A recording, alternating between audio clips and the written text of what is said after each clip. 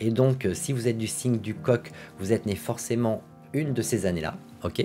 Et donc, vous voyez que le signe du Coq, il n'a que 2 étoiles favorables cette année et pas mal d'étoiles défavorables, dont le briseur de l'année. Le briseur de l'année, on l'appelle également le Sweepo, et c'est justement cette étoile qui indique qu'on est en conflit direct avec l'animal de l'année, qui est le lièvre, pour celles et ceux qui ne le savent pas.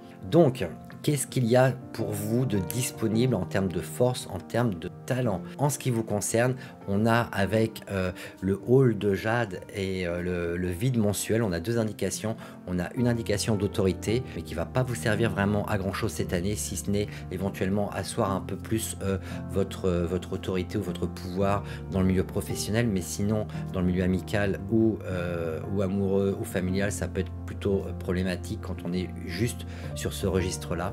Par contre, le vide mensuel, il nous indique quoi? Il nous indique qu'il serait peut-être bon pour vous cette année d'être plus dans l'introspection, peut-être d'avoir des activités un peu plus spirituelles. Alors quand je dis spirituel, ce n'est pas forcément lié à la religion directement, mais ça peut être de la méditation, peu importe. Ce genre de travail intellectuel, mental, spirituel sur vous peut vous faire vraiment beaucoup de bien, parce que c'est une étoile qui est en lien direct avec les énergies de l'univers, et ce que vous pourriez souhaiter durant l'année pourrait se réaliser du coup. Donc si vous travaillez un peu votre aspect spirituel, vous pourriez trouver des réponses aux souhaits que vous avez ou aux envies que vous avez. Donc vous voyez, c'est quand même plutôt pas mal.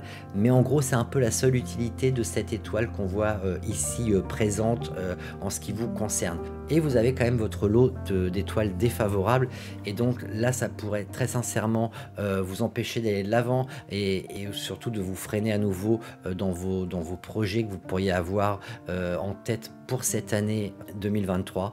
Donc qu'est-ce qui risque de se passer pour vous? De la stagnation, des difficultés à progresser, des pertes d'argent, et attention parce que vous avez l'étoile du grand consommateur comme on l'appelle, donc c'est vraiment des pertes d'argent très importantes qui peuvent avoir un impact sur le long terme, donc faites très attention à cela. Vous pourriez avoir aussi pas mal de désaccords et des relations qui pourraient vous préoccuper, donc ça il va falloir faire attention également. La chose qui pourrait réellement vous empêcher de bien progresser cette année, c'est la procrastination, donc faites très attention à cela. Ne mettez pas toujours les choses au lendemain, faites le travail quand vous avez à le faire, et ne dites pas je ferai ça demain, je ferai ça ce week-end, je ferai ça la semaine prochaine, sinon vous risquez vraiment de ne rien faire au bout du compte, et ça pourrait vous être dommageable. Donc soyez plutôt vraiment proactif, donc réactif, proactif, je ne sais pas comment je peux dire ça le mieux possible, en tous les cas prenez les devants grosso modo, soyez vraiment dans l'action et évitez de rester assise ou assis constamment sur votre canapé dans la télévision,